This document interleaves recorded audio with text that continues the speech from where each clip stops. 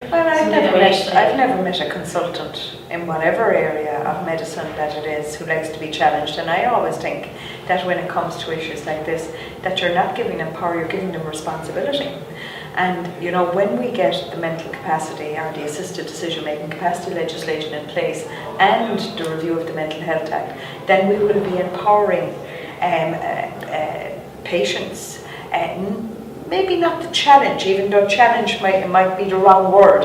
It's the same thing, but the wrong word. I mean, in terms of advocacy, in terms of knowing their rights, that will have to be implicit in terms of the mental capacity or the assisted decision-making capacity legislation. So, you know, there is a responsibility as well. I would hate to go to any consultant,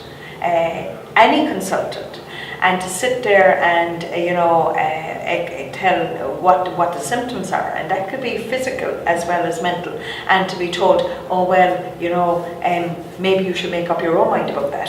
I'm not certain that that's what we want either. And this is all about balancing rights, and you know, the predominant right is the right of the person who is in the service receiving treatment. That's the predominant right.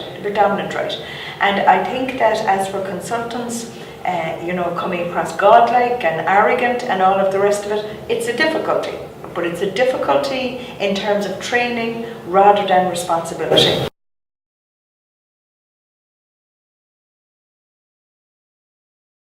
In terms of people that have to approach the person delivering the service to advocate on behalf of someone where they feel that that they're not getting the service they deserve, that there are incidents that occur that shouldn't be occurring, that there's, and I use abuse now in the broadest possible sense, in terms of lack of dignity, things like that.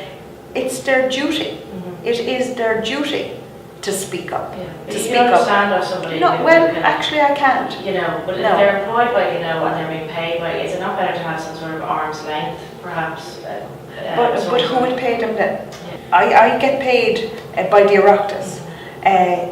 Okay, it is a different set of circumstances. My employer, I suppose more directly, are the people in the constituency. But I think it's your duty.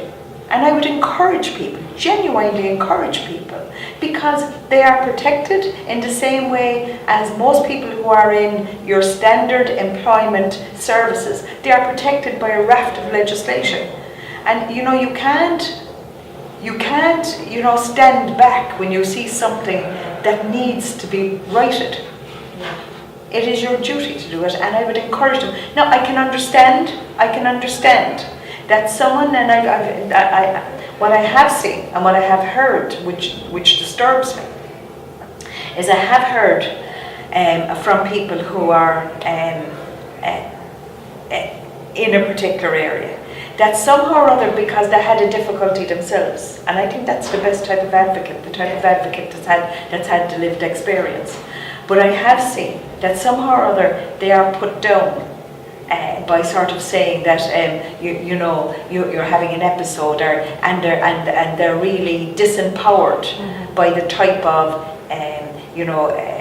language and the put down, and that's abuse and that's bullying, and that should not happen. But when you are employed to do something, even if you're not employed to do something, even if it's on a voluntary basis, because I know a lot of advocates doing a lot of voluntary work, surely, what are you there for? You are there to advocate, and even if it makes you uncomfortable, and it shouldn't make you uncomfortable, you really have to do it.